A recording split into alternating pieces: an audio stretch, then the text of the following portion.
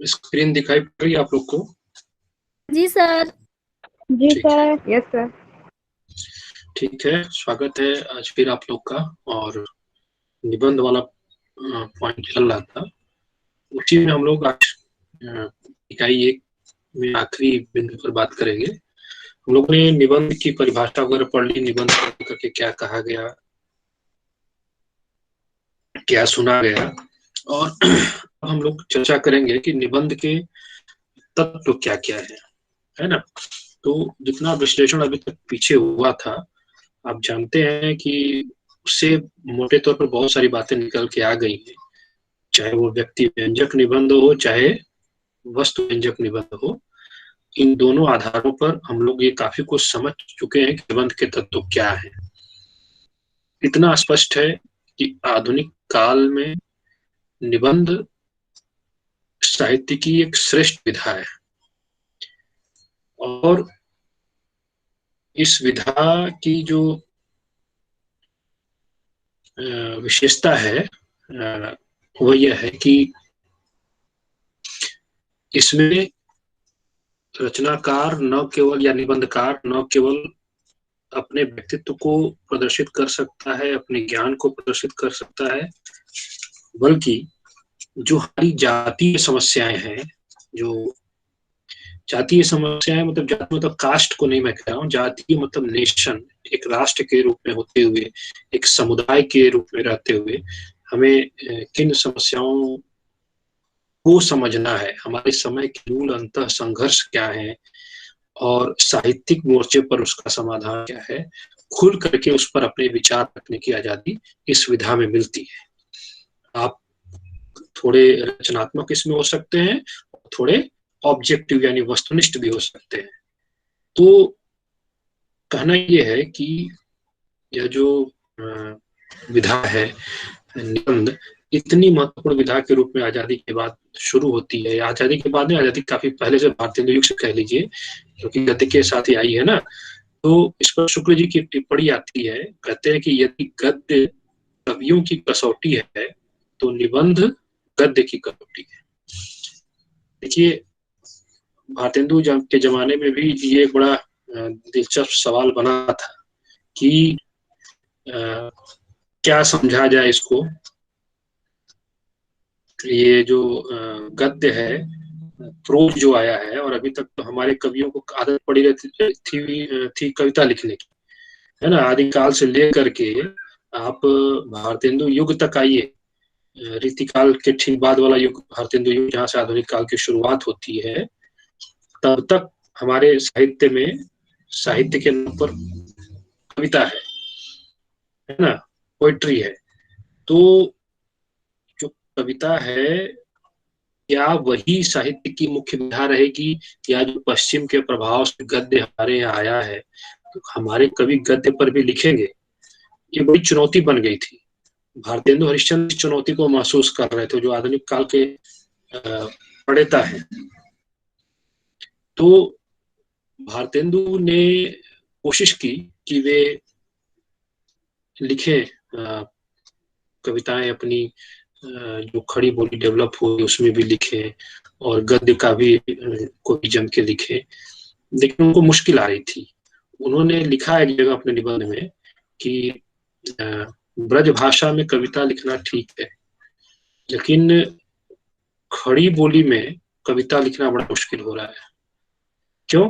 क्योंकि खड़ी बोली में जो खरापन है, जिसके चलते कविता में एक जो लालित्य होता है, जो एक कोमलता होती है, वो कहीं न कहीं कंप्रोमाइज होती है, कहीं न कहीं कमजोर पड़ती है। तो भारतेंदु भी ये महसूस कर रहे थे कि खड़ी बोली गद्य के अनुकूल ठीक है, क्योंकि उसमें विचार बड़े खुल के आते हैं, विचारों को ठीक से प्रस्तुत कर पाते हैं। तो अब चूंकि सबको आदत पड़ी थी कविताएं लिखने की, तो उनकी चुनौती बन गई कि अगर कोई कवि अच्छा गद्य लिख सकता है तो कैसा लिख सकता है, कैसे लिखेगा वो, उसके संस्कार या उसकी जो ट्रेनिंग है अभी तक की, वो तो कविताओं की है। इसलिए यह बात आई बार बार। ये इंद्राणी चंद्रा बार बार ज्वाइन कर रही है, लेकिन इनका तुरंत गायब हो जा रहा है।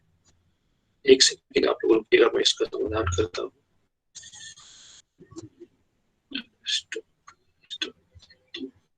देखी थी।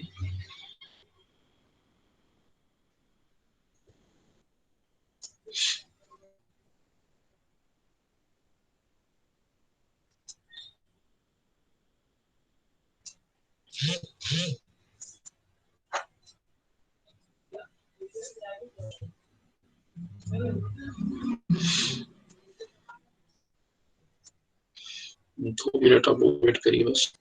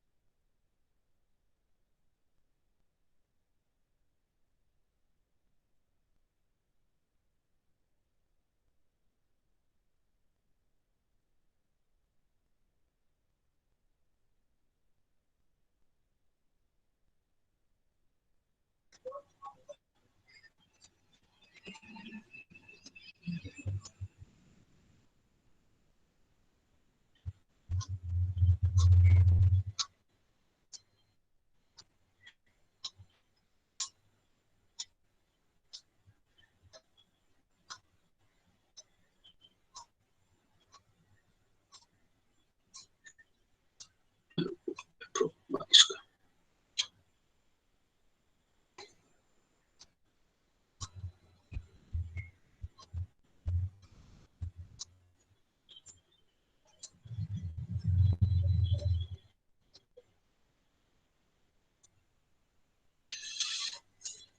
ठीक है।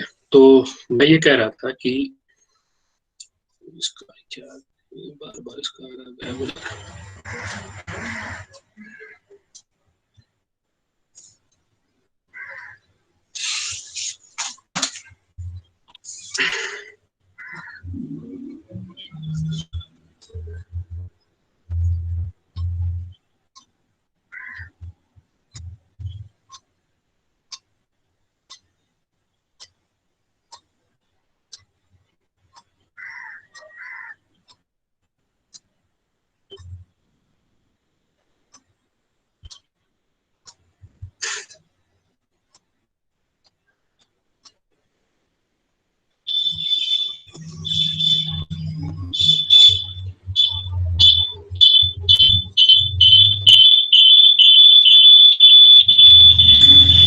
तो मैं कह रहा था कि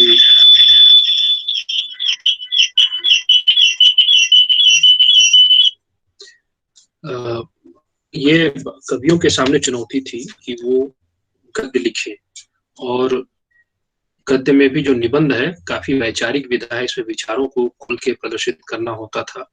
और दूसरी जो बड़ी बात यह है कि विचार विचार जो है वो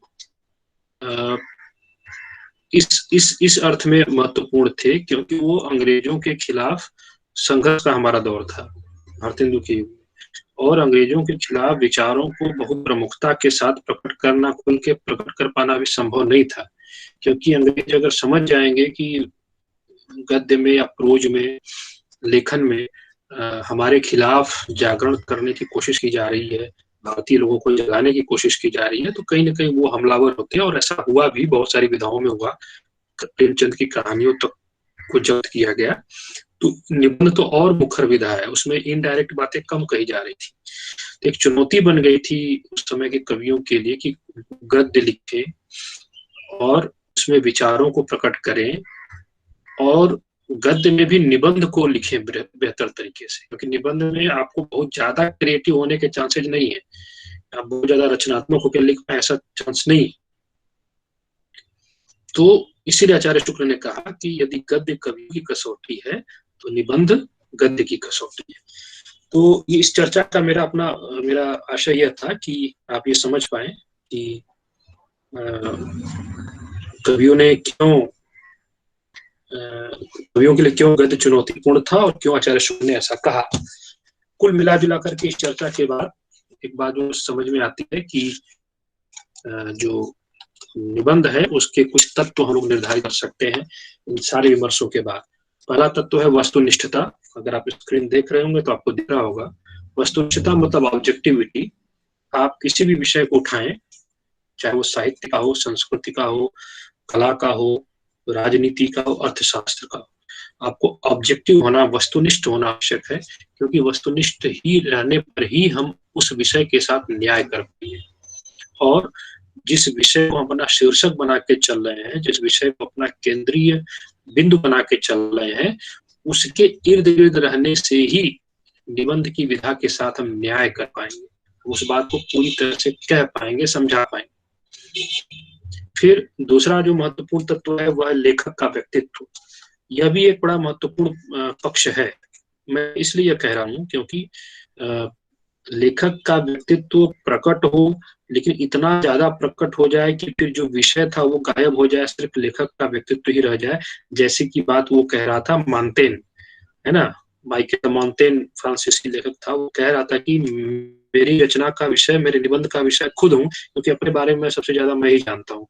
तो कहीं ना कहीं उसके दिमाग में ये बात है, वो ये कहना चाह रहे थे कि मेरा जो पर्सनल व्यक्तित्व है, जो मैं हूँ मतलब मैंने जो पढ़ा लिखा है, मेरा जो ज्ञान है, मैंने जो सीखा है, वही सब कुछ जो है मेरा प्रकट होना चाहिए मेरे निबंधों के माध्यम से। मैं किसी और की बात को प्रकट नहीं कर पाऊंगा, कर सकता। तो तात्पर्य है कि इंद्राणी चंद्रा ज्वाइन कर ली आप?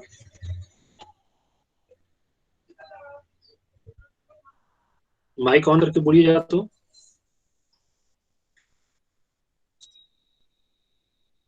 अभी तो मुझे दिखने लग रहा है। हाँ सर, ज्वाइन हुई है। इंद्राणी चंद्रा दिख रहा है, लेकिन माइक ऑन नहीं हो पा रहा है। रोल नंबर तो बनाया अभी, ठीक है। इतनी समस्या इनको पता नहीं क्यों आई है। तो मैं जो कहना चाह रहा हूँ, आप इस बात को समझे कि अगर आप ऑब्जेक्टिव होते हैं तो आपके सब्जेक्टिव होने के चांसेस कम हो जाते हैं। मतलब अगर आप खाली विषय को पकड़ के चलते हैं, मान लीजिए मैंने एक विषय रख दिया ब्लैक बोर्ड, अब ब्लैक बोर्ड पर लिखना है हमको, सारी बात को ब्लैक बोर्ड के आसपास रखना है, तो अब हम कितना जानते हैं, हमारा ज्ञान कितना है, वो सब एक तरफ हो जाएगा। हमें ब्लैक बोर्ड के से भटकना नहीं, हमको ब्लैक बोर्ड के विषय पे ही रहना है। तो यहाँ पर तो ऑब्जेक्टिविटी हो गई। लेकिन चूंकि मैं लिख रहा हूँ, क्लास में आप लोग हैं, आप निबंध का तो आप लोग लिख रहे हैं, तो सबके बीच कुछ ना कुछ डिफरेंस होगा। वो डिफरेंस कैसे तय होगा? अगर सब लोग एक जैसा लिखेंगे तो फिर तो ऑब्जेक्टिविटी सबसे सुप्रीम वही होती है कि सब लोग एकदम एक जैसा लिखे, भाई सब एक ही तरह से बात सोच रहे हैं, लिख रहे हैं, लेकिन या एक ही बिंदु पर है, उसी विषय के आसपास है। लेकिन जब आपका व्यक्तित्व या आपका अपना ज्ञान, आपका अपना ऑब्जर्वेशन, आपका अपना नजरिया उसमें पड़ेगा, उस विषय में, उस लेख में, उस निबंध में, तो निश्चित रूप से वह लेख बाकी से आपको अलग करेगा, है ना। आप अच्छे लेखक हैं नहीं है ये तय करेगा।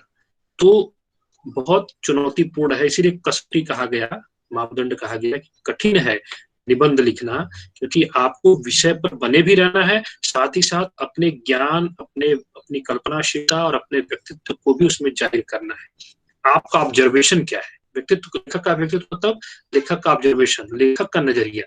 सभी लोग एक ही चीज को अलग अलग ढंग से देखते हैं। तो हर आदमी, हर दो आदमी मैं जैसे देखूं वैसे आप दुनिया को देखें, ये कोई आवश्यक नहीं, और प्राय आवश्यक नहीं होता है। सबका अपना ऑब्जर्वेशन होता है। तो निबंध में ऑब्जेक्टिविटी और सब्जेक्टिविटी मतलब वस्तुनिष्ठता और व्यक्तित्व दोनों के बीच बैलेंस करना, संतुलन करना बहुत आवश्यक होता है। निबंध के तत्व में यह भी एक बहुत महत्वपूर्ण तत्व है, और ये तभी जब संभव होगा जब हम विचार और भावना का समन्वय करेंगे। विचार तत्व और भावना तत्व। विचार तत्व मतलब ये किसी भी विषय को लेकर के जो सैद्धांतिक बातें हैं वो, और जो आप सोच रहे हैं, आपकी जो भावनाएं कह रही, जो आपका भावनात्मक पक्ष है, उन दोनों के बीच अगर आप समन्वय कर लेते हैं, तब आप निबंध को वस्तुनिष्ठ और व्यक्तित्व से जोड़ करके प्रस्तुत कर सकते हैं। अगला तत्व है संक्षिप्तता। निबंध के बारे में जब हम लोगों ने शुरू में देखा था, देखिए नहीं लिखा था कि पन्नों में सिमटी हुई रचना, फ्रांसिस बेकन संभवतः कहता है, बेकन जिसको कह रहे थे, पूरा नाम फ्रांसिस बेकन है।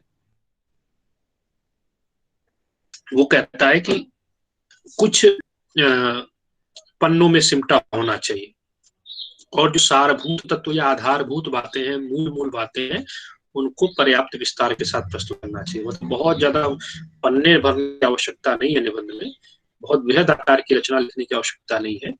इतना लिखिए कि वो एक झटके में आदमी पढ़ जाए, उतना विस्तार हो, पठनीयता उसकी बनी रहे। नहीं तो आपको क्यों पढ़ेगा, आप बहुत ज्यादा लिख देंगे और उसमें विचार से बुद्धिल है ही, आपके अपने व्यक्तित्व का प्रदर्शन है ही, तो कोई इतना क्यों आपको बर्दाश्त करेगा।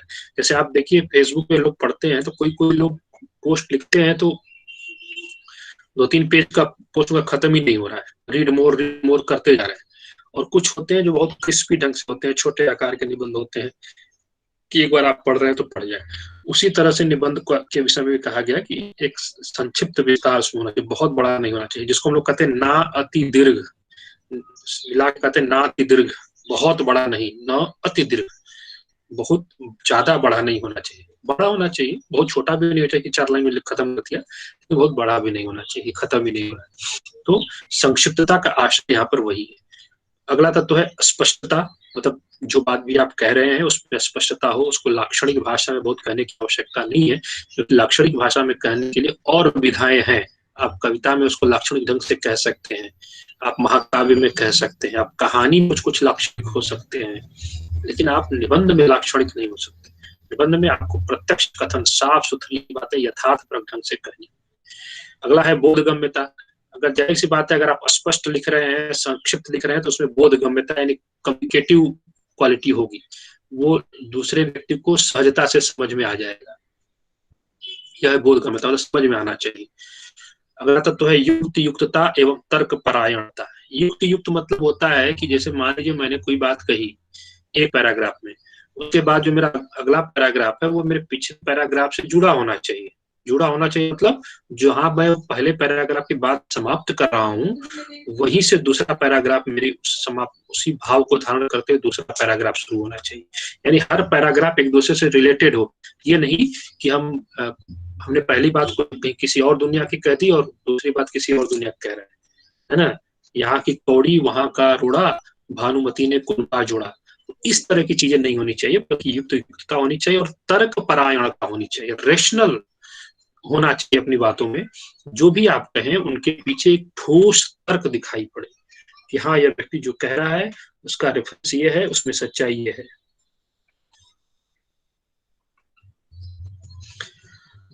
अगला है संवाद परक भाषा। भाषा कैसी हो, संवाद करती हो, मतलब सिर्फ मोनोलॉग जैसा ना हो। आप ऐसे लग रहा हो कि निबंध भले आपने लिखित रूप में रखा हुआ है, लिखा हुआ है, लेकिन जो पढ़ रहा है आप उससे सीधे कनेक्ट कर रहे हैं, बात कर रहे हैं, इस तरह की भाषा होनी चाहिए। समग्रता हो, समग्रता मतलब इंटेग्रिटी हो, मतलब जिस विषय को आप कहना चाह रहे हैं उसको लगभग कंप्लीट तरीके से आप कह दीजिए, विस्तार में न जाकर के। लेकिन मैं कह रहा हूँ समग्रता हो, तो उसके साथ साथ मैंने पहले भी कहा कि संक्षिप्तता हो। समग्र होने में कभी कभी बिखर जाने के बहुत ज्यादा चांस हो जाते हैं, बहुत बड़ी मतलब बहुत लंबे पेज लिखने होते हैं हमको, ज्यादा। लेकिन अगर अच्छे निबंधकार हैं तो आप संक्षिप्त रहते हुए भी बातों को समग्रता से, समूचेपन के साथ प्रस्तुत कर सकते हैं। समग्रता का मतलब विस्तार बहुत नहीं होता है, बहुत बड़े आकार की रचना नहीं होता। समग्रता का मतलब जिस विषय को कहा जा रहा है उसका दायां बायां ऊपर नीचे, अर्थात उसका उस विषय से संबंधित जितने पहलू बन सकते हैं उन सबको आप उसमें शामिल कर पाए, समाहित कर पाए, वह समग्रता है। शैलीगत कुशलता, अगर आप निबंध लिखते समय यह भी ध्यान रखना होगा कि हम जो इस शैली में प्रस्तुत कर रहे हैं, कई शैलियां हैं, उसको मैं आगे चर्चा करूंगा, कई शैलियां हैं, लेकिन उसमें भी आपका कौशल देखना चाहिए। किसी शैली को आप प्रयुक्त करें, जैसे मान लीजिए व्यास शैली होती है और एक होती है समास शैली।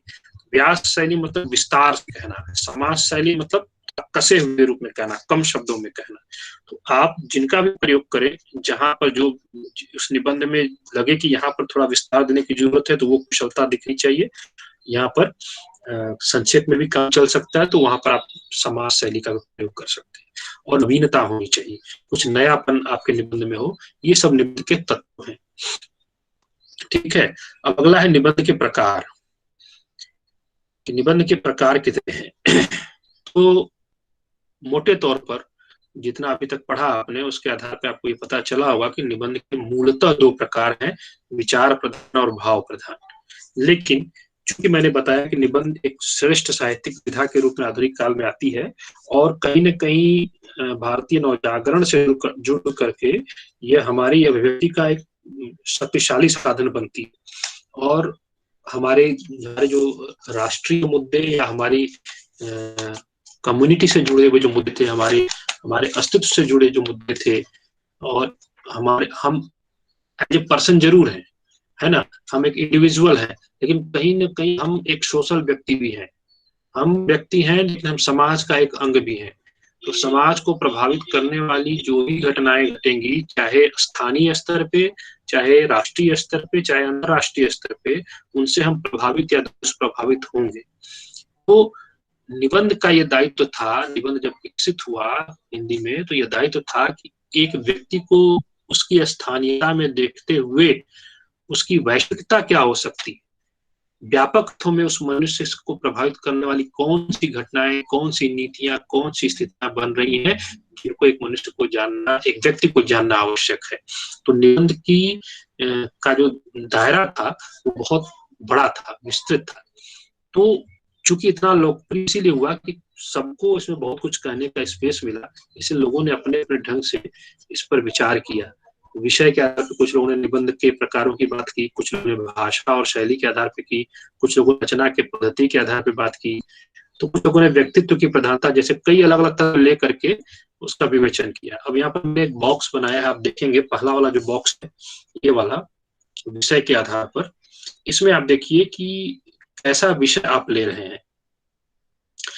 अब विवेचनात्मक, उसके आधार पर इसके 5-6 भेद हैं, विवेचनात्मक, मनोवैज्ञानिक, सांस्कृतिक, दार्शनिक, वैज्ञानिक, राजनीतिक। मतलब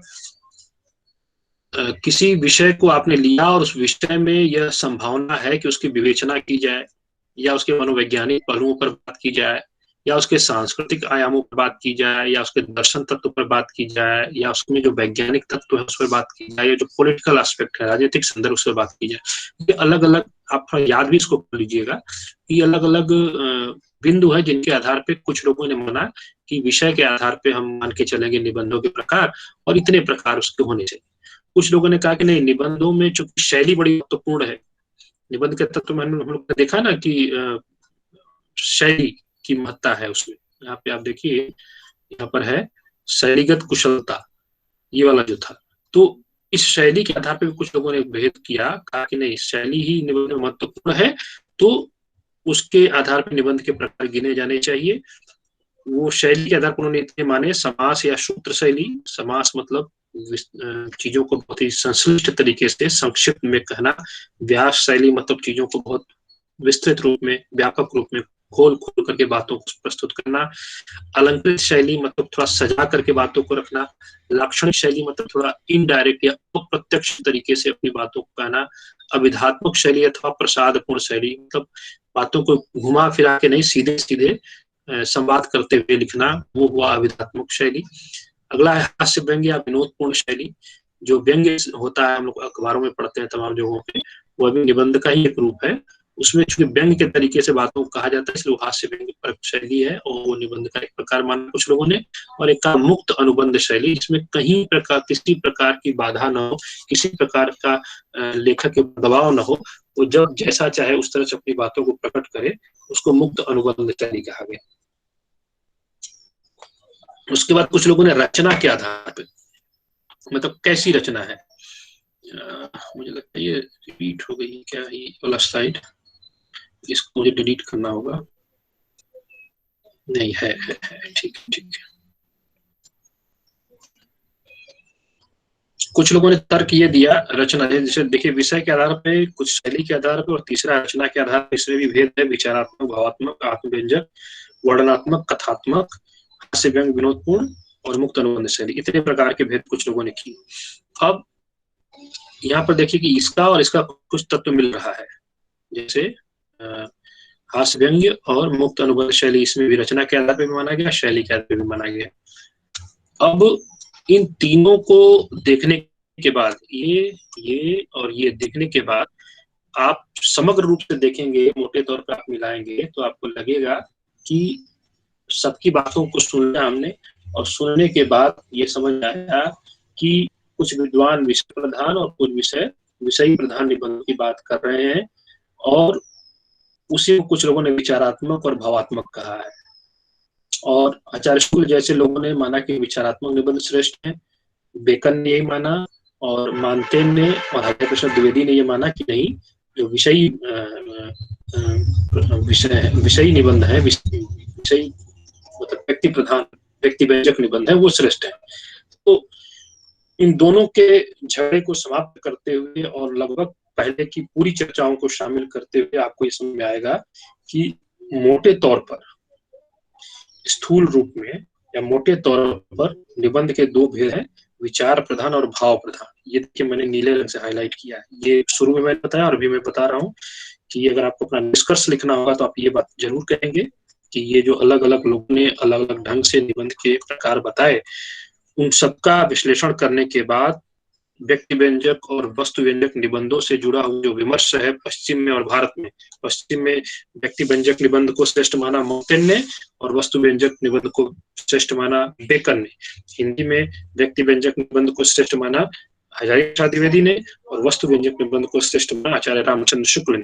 तो इन तमाम विमर्शों को ध्यान में रखते हुए, इनका समाहार करते हुए हम इस नतीजे पर पहुंचते हैं कि निबंध के कुल मूलतः दो प्रकार है, विचार प्रधान और भाव प्रधान, लेकिन सभी की बातों को समाहित करने के आधार पर हम इतने प्रकार के निबंधों की गणना कर सकते हैं। उनका नाम आप लिख दीजिएगा, विचार प्रधान, भाव प्रधान, प्रतीकात्मक, किसी चीज को प्रतीकात्मक ढंग से कहना, मनोवैज्ञानिक, कथात्मक, संस्मरणात्मक, हास्य व्यंग्यात्मक, वर्णनात्मक और ललित निबंध। ललित निबंध मतलब जो कल्पना परक निबंध है, लाक्षणिक शैली में कहे गए निबंध, सिर्फ शब्दों का अंतर है, लेकिन मोटे तौर पर जो पहले की विमर्श की सबकी अपनी जो कैटेगरी है, उन सबको इस चौथे वाले बॉक्स में समाहित करते हुए एक शब्द दे दिया गया है। यह आपको जरूर याद हो जाना चाहिए, ठीक है ना।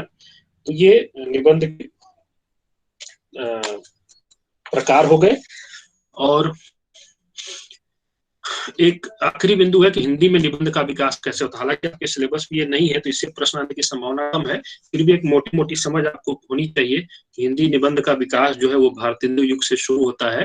1873 से 1900 तक का समय जो है वो भारतेंदु युग में है निबंध के लिहाज से। द्विवेदी युग का 1900 से 1920, शुक्ल युग का, शुक्ल यानी आचार्य रामचंद्र शुक्ल, और द्विवेदी मतलब महावीर प्रसाद द्विवेदी, हजारी प्रसाद द्विवेदी नहीं। शुक्ल युग में 1920-1940 का समय, और शुक्लोत्तर युग 1940 से अब तक आप मान लीजिए, इसमें हजारी प्रसाद द्विवेदी हैं, रामविलास शर्मा हैं, नंद दुलारे वाजपेयी हैं, ये हैं, प्रभाकर माचवे हैं, तमाम निबंधकार सब आ जाएंगे शुक्लोत्तर युग 1940 के बाद से अब तक आप ले सकते हैं। ये मोटा मोटा खाका आप अपने दिमाग में रखेंगे, और जब हम लोग अगली क्लास करेंगे तो उसमें मैं बस संक्षिप्त चर्चा करूंगा कि भारतेंदु युग, द्विवेदी युग, शुक्ल युग और शुक्लोत्तर युग में क्या विशेषताएं हैं। आप लोग बस ये करेंगे कि अपने तरफ से भी थोड़ा देख लीजिएगा, और जो पहला निबंध है हजारी प्रसाद द्विवेदी का, भारतीय संस्कृति की देन, उसको भी देख लीजिएगा। अभी के लिए कोई सवाल है?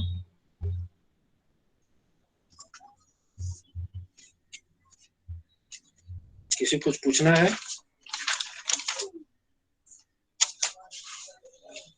इंद्रानी चंद्रा,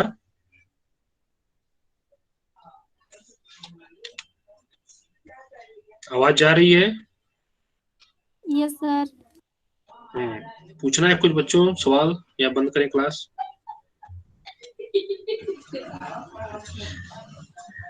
जितना पढ़ाया उसका स्क्रीनशॉट लिया? जी सर। जी सर। ठीक है, तो उसको अपना घर पे भी अभ्यास करिएगा आप लोग, और कोई सवाल हो तो जरूर पूछिएगा, ठीक है। जी sir. Thank you sir. Thank you sir. Thank you sir.